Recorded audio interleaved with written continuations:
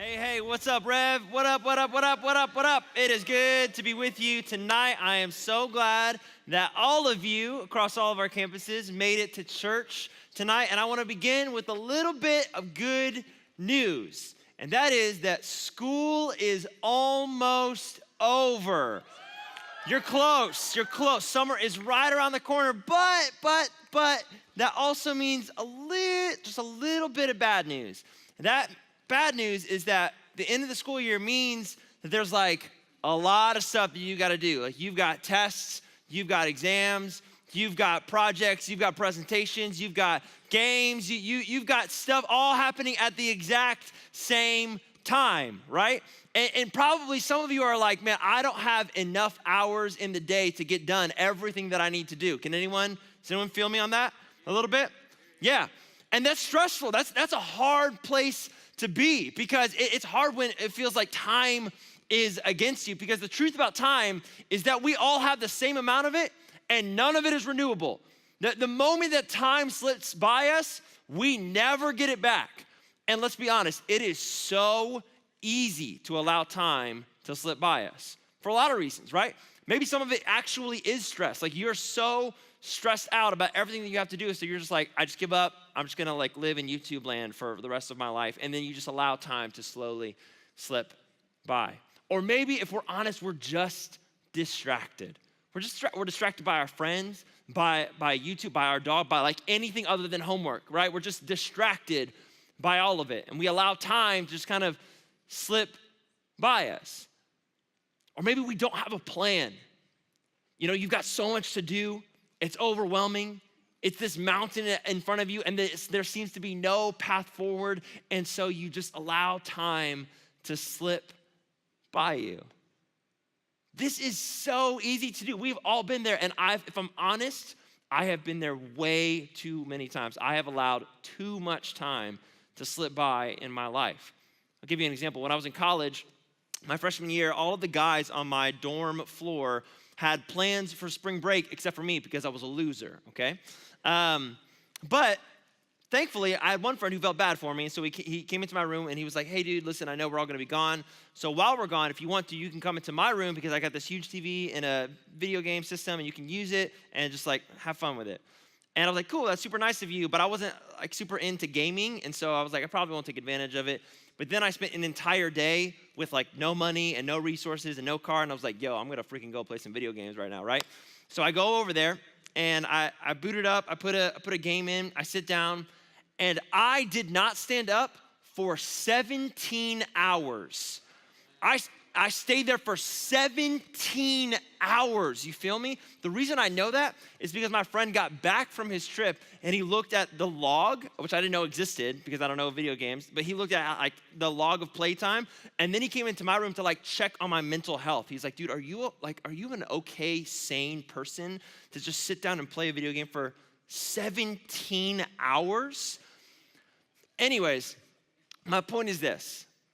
My point is that it is so easy to allow time to slip by us, and the danger is we'll never get it back.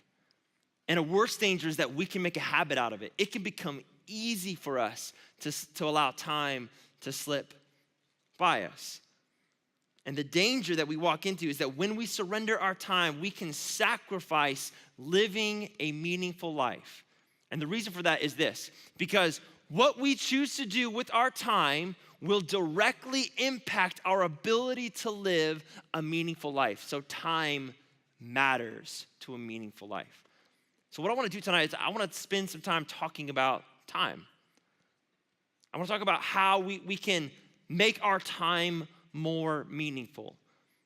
And the way that I want to do that is I want to offer all of us 2 steps that each of us can take in order to take control of our time and use it to produce a more meaningful life for each and every one of us. And so the first step that all of us can take is this: make time for what matters most. Make time for what matters most. So I remember the first time someone actually told me that I'm the one who's really in charge of how I spend my time. I'm sure all of you already know that, but it took me until like my junior year of high school to really understand that because I was in a really busy season. I was involved in everything my junior year. I was playing basketball. I was in the play. I was taking honors classes in English and in history and other stuff. I was volunteering as a worship leader and a small group leader at my church, and I had a job as a gardener. Side note, I was a dope gardener, okay? I was really good at gardening. But anyways, I had just so much going on in my life, and it was kind of evident to everyone around me. And so one night after Wednesday night church, my youth pastor comes up to me, and he was like, yo, dude, are you okay? Are you doing all right? You seem kind of tired. And I told him everything that I was doing, and I was like, yeah, I am tired. And he was like, hey, listen, I got a question for you. What are you making time for right now in your life? And I was like, did you not hear everything that I'm doing? Like that's where my time is going. He's like, no, that's all the stuff that's taking up time in your life. What are you making time for? He was asking me a question about my priorities. He was asking a question about my intentions. And for whatever reason, the way that he phrased it that day has always stayed with me. Because in that moment, I kind of had a realization. I realized that I believed that if I had more stuff to do, more busyness, more jobs, more activities, more opportunities, that would eventually lead me to a meaningful life. But the reality is that a busy schedule doesn't always equal a meaningful life. Sometimes it just means that you're busy, and that's it. And that's where I was. I was just busy. And the thing is that none of the things that I was involved in were bad things. Like it wasn't like I was spending all my time with drug dealers or anything. Like I was taking honors English. You know what I'm saying?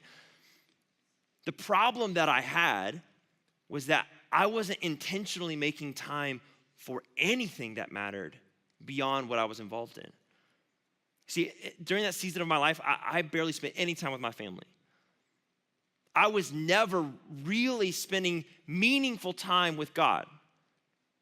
I was never getting real, genuine rest. I was overworked and I was exhausted. And I justified all of it because all of these things that I was doing were giving me opportunities and experiences that I thought would eventually lead me to a meaningful life. But in that process, I neglected what mattered most. And friends, I want to tell you that what matters most when it comes to your time is your heart. That might sound strange, but what I mean by that is your priorities. It is your character. It is your intentions. It is that thing inside you that drives every decision you make day in and day out. See, sometimes I think we can think that if we involve ourselves in more things that keep us busy and that push our interests forward, then that will eventually lead us to a meaningful life. And the truth is that will happen probably, sometimes. But if we want to maintain a meaningful life for the rest of our life, then we have to be willing to spend time developing our heart and working on our character and making sure our priorities in order. We got to spend time there first. The writer of Proverbs says this in a way that I never could. It's brilliant. Let's check out what he said. Proverbs 21, he says, people may be right in their own eyes, but the Lord examines their heart. See, what this verse is saying is that God is not looking at your schedule to see how much stuff you have going on. Instead, he is looking at your heart to see if you are making time for what matters most. He's looking there first. He's asking us the question, are we spending time intentionally developing our character? Are we prioritizing our relationship with God over the next party or the next invitation or the next opportunity or the next relationship? Are we as concerned about our hearts as we are about the status of our schedules? See, here's the thing. All of you have obligations and responsibilities, and most of them are really good. Like most of your schedules are filled with really good things. But listen, the most difficult decisions in your life are not going to be between what is good and what is bad. the most difficult decisions in your life are going to be how you determine what is good and what matters most. So how do we do that? How do we determine what matters most when most of our options are good options? Well, the first step in taking control of our time is making time for what matters most. Then the second step has to be how we do that. And the second step is this right here. Don't miss the moment. Don't miss the moment. Now, if you've been coming to Rev for a while, you know that I am a Bible nerd, so I'm going to nerd on you for just a second. But hang with me, I promise you, it's going to be worth it, all right? So I've mentioned this before, but the New Testament in the Bible was originally written in ancient Greek. And in ancient Greek, they had two primary words for time, okay? And those two words were these: chronos and kairos. Chronos and kairos. Chronos is the one that we're most familiar with. Chronos is chronological time, all right? This is the Greek word that the ancient Greeks would use when they wanted to talk about, like what time they were supposed to show up for school, or what month it was, or what time the game started, or when the next season of The Bachelor started. Like this was the word that they were going to use to figure out their schedules, to organize their life. But the thing about Chronos is that it was constantly concerned about the future. Chronos compelled people to anticipate what was going to happen next. Kairos is a little bit different. We're not as familiar with this one. Kairos is a moment that is designed for action. Kairos is the word that Greeks would use for that moment right before you jump off a cliff into a lake. Kairos is that moment right before you step into a really cold shower or to really cold winter air. Kairos is that moment right before you tell someone that you like them or you got feelings for them. See, the thing about Kairos is that it is a moment in time that requires an active response. Kairos is a moment in time that requires an active response. And early Christians, early followers of Jesus took that word and they began to use it for the life that Jesus invites us into. It's a life of Kairos. And the general idea was that God was not calling us to plan our time around what was coming next, but instead to be ready to respond to God in every moment of our day. Kairos compelled people to awaken to what God was calling them to do in the present moment. Great example of this comes to us in the book of Ephesians, which is a letter actually written by a guy named Paul who wrote most of the New Testament. And this is what he said. He said, "Be very careful then how you live, not as unwise, but as wise, making the best use of the time, because the days are evil. Therefore, do not be foolish, but understand what the will of the Lord is." This word time that Paul uses is the Greek word kairos. And so what Paul is saying here is that right now, in this very moment, is when you decide what your future is going to look like. This moment right now is your option to choose wisdom in your relationships, to choose wisdom in your decisions, to choose wisdom in how and who you will spend your time with. In other words, deciding how you will take control of your time and live a meaningful life is decided on a moment-by-moment basis. Most of the time, we don't think of it that way. Most of the time, we think we make one decision and then that will carry us into the future. But Kairos and Paul and Jesus were talking about something different. He was saying that you determine what matters most, not tomorrow, not the next day, not when you graduate, not when you graduate college, not when you get married, not when you start having kids, but right now in your seat as you are listening to my voice. The future is in this room now.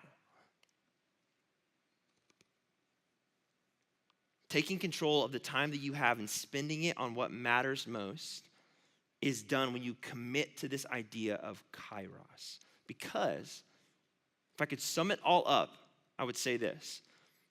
This means that you are ready and willing to surrender your moments. It means you are ready and willing to surrender your time over to God. And I will be honest with you, I have really struggled with this in my life. Because essentially, if you're surrendering your time over to anybody or anything, whether it's a game or a person or an opportunity or an experience, then you are allowing that thing to tell you how to live.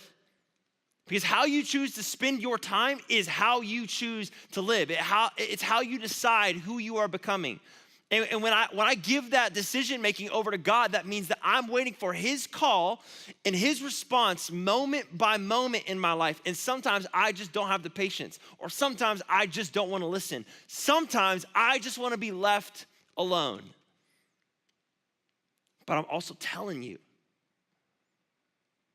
that the moments when I've leaned in to what God is saying to me moment by moment are the times that I have felt most alive. Those are the times that I felt like I am living a truly meaningful life. For instance, a couple weeks ago, I was on an airplane coming back to Minnesota. And when I'm on an airplane, like I put myself in airplane mode, okay? Like I don't want to talk to you. I'm putting my headphones in, my hood up. Don't tell me about your kids or your dog. I don't care about them or you. Just leave me alone, okay?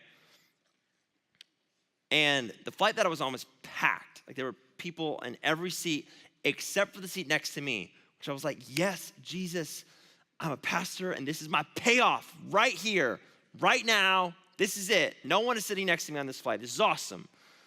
Okay, so I'm just like worshiping Jesus in this moment. But we're sitting on the tarmac, the asphalt for a really long time, okay? We're not moving. And then eventually this woman comes on the plane. And I'm looking around like, yo, where's this lady gonna sit? Because it's not next to me. She comes and sit right next to me. I mean, it's the only open seat in the whole place. So she sits right next to me. And you could tell she sits down. She's like flustered. She seems like she's had a rough day, maybe a rough couple of days. But again, like I've got my hood up. I'm just kind of ignoring. One of the weird things about this flight was that above every seat, they had speakers and they were playing music, which I'd never heard that before on a flight. So that was but it didn't bother me because I had my headphones in. So I was just doing my thing. But as this lady was sitting down, the first thing she said to me was, "Excuse me, are you listening to music?" And I said, "Excuse me, back up, lady." Just kidding, I didn't say that. I did not say that to her. But I was like taken off guard, like, oh man, I'm sorry. So I took my headphones out and I said, no, I think that's a speaker ahead or over top of us. And as soon as I said that, she just kind of melted into her seat. Her shoulders slumped and she said, "Oh my gosh, I'm sorry. I shouldn't have snapped at you. I'm really sorry." And right there, I was introduced to a kairos moment. A moment where God was asking me to do something and I really did not want to surrender. A moment where he was leading me into something, asking me to respond. But I leaned in anyway. And so I leaned over to her and I just said, "Hey, are you doing okay?" And then she launched into her story for the next 30 minutes. She told me that she flew from Minnesota to go to Oklahoma to attend her dad's funeral. And while she was at the funeral, she was sitting next to her mom, and her mom suffered a massive heart attack and died in her arms at the funeral. The next day, she found out that her family dog that's been with them for many years died. This woman is literally surrounded by death in her life. And then she started talking about herself, as we all tend to do. She starts saying, "Man, I've never really believed in God, but all of this death around me makes me feel like I don't know what happens after I die, and it makes me want to pray, but no one has ever taught me to pray." And then again, I'm introduced to another moment where I feel like God is telling me to do something, and so I take the risk and I lean in. I tell her a little bit about myself. I say, "My name's Brandon, and I'm married, and I've got these kids, and I'm a pastor." And as soon as I say I'm a pastor, she says, "Oh, it must be really great for you to have your life figured out." And I stop her and I say, "No, that's not my point. What I'm trying to say is I've walked through some tough times." I told her about some of the difficulties that my wife and I have been through. I told her about some of the hard times that I've gone through with my family. And I was real with her. And I said, one of the things that I'm incredibly grateful for going through all these difficulties, that someone along the line taught me how to pray. And I'm wondering if you would like me to talk to you about prayer and maybe we could pray together. And I was nervous. I didn't know what she was going to say. But she said that would be great. And so we talked a little bit about prayer and how it's just her talking to God and nothing more complicated than that. And then we prayed together. And she prayed for God's mercy. She prayed that God would show up. She just prayed that God would be real. She was just honest. And then after we prayed, she looked at me. She was just like, oh. She just said, I need this in my life. Like, I need to know that this is real, that this is available to me. And again, I had a moment where God was saying, Brandon, tell her my story. Tell her the story, man. Tell her that Jesus came to the earth and that he was God and he was perfect and he died on a cross, but he didn't stay dead. He rose from the dead so that she could have total and unlimited access to me whenever she wants. Tell her the story, Brandon. And so I told her, I told her that Jesus was real and that he died on a cross and that he rose from the dead so that she could have unlimited access to him and that story could be her story if she wanted it. And if she wanted to, I would pray with her again for her to commit her life to Jesus. And she said yes. But the reason I tell you that story is it's not for me to sound great. It's not to show you that I have my life together. It's to remind you that I didn't want to talk to her in the first place. I wanted to put my headphones in. I wanted to not care about her life, but God did something to me in that moment where he asked me to respond. And my point is, in your life right now, in your life this summer, you will be confronted with moments. You will be confronted with moments where it's not about filling up your schedule. It's not about what's right or what's wrong. It's about what matters most. And my challenge for you is don't miss the moment. Don't miss an opportunity for God to speak to you and for you to have the courage to follow through.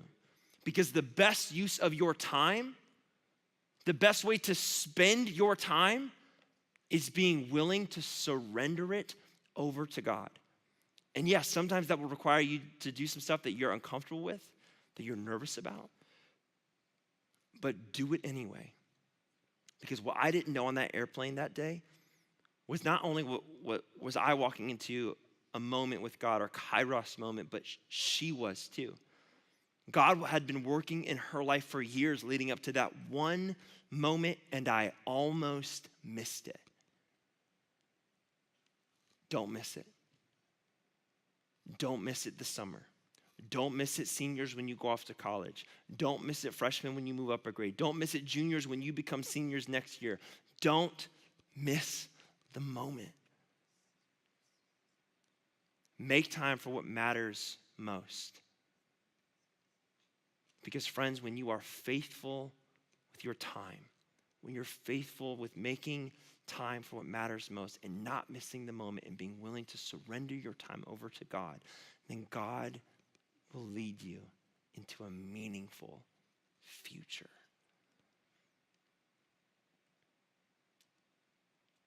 Some of you right now have walked into a moment. God is speaking into your life right now. Maybe it's telling you to stop something. Maybe it's telling you to start something. Maybe it's telling you to get away from those friends. Maybe he's telling you to move closer to those friends. But if you're here right now at any of our campuses and you are feeling that, don't miss it. Respond. And see what kind of meaning God has for you. Rev, let's pray together. Jesus, I pray that you would give us all the courage to live into the moments that you offer to us. Remind us, God, the decisions that impact our future are not made tomorrow. They're not made when we have our life together. They're made right now. They're made in this moment, and that these moments impact the rest of our future. God, our time in this moment impacts the rest of our future. So God, give us the courage to respond well to the time that we have. God, remind us that we're in charge of what we spend our time on, that we make time for what matters most, Lord, and that we wouldn't miss any moment that you send our way. God, for my friends tonight that are feeling you speak to them, something specific in their life, God, I pray that they would have the courage to follow through, whatever it is. And that, God, in their obedience, you would meet them and you would remind them that this is how time is supposed to be spent, surrendered to you. God, thank you for all that you do in us. We trust you and we love you. In Christ's name, amen. All right, Rev, see you next week. Come ready to party.